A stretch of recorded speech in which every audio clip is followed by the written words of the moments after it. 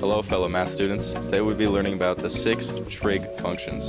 In a right triangle, there are actually 6 trigonometric functions or ratios. A Greek letter, such as theta, will be used to represent the angle.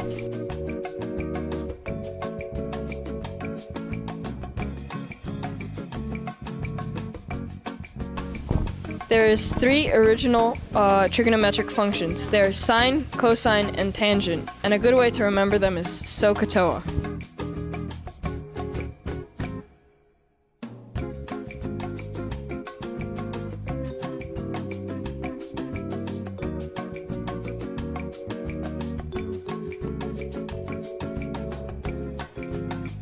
The other 3 trigonometric functions include cosecant,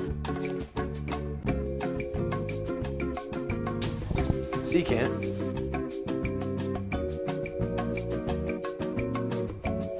and cotangent.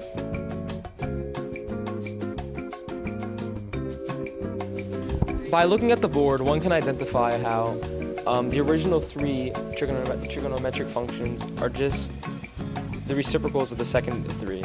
So if you look at the sin of theta, it's opposite over hypotenuse. And if you look at the cosecant of theta, it's hypotenuse over opposite. So they're just reciprocals and the opposites. So a trick to remember them is just by remembering that sin corresponds with cosecant, cos corresponds with secant, and tan corresponds with cotangent. So for the first problem, we're trying to find the secant of theta.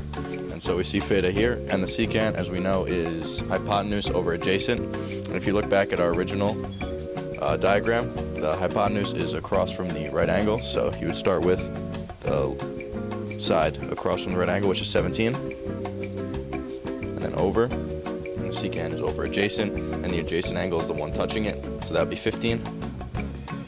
So this one is an easy one. The final answer is 17 over 15.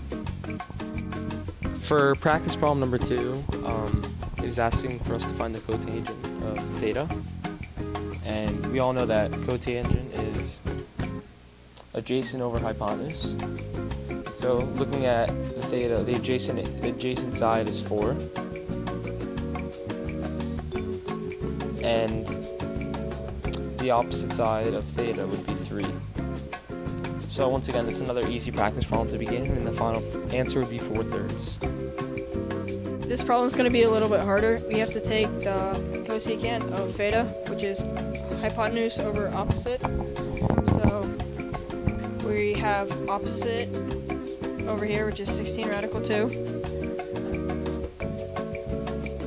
And over that, we're going to have 24.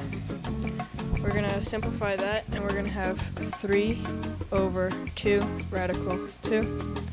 And we're going to rationalize, so we're going to multiply top and bottom by radical 2. Which is going to leave 2 times 2 in the denominator over 3 radical 2. And our final answer is going to be 3 radical 2 over 4.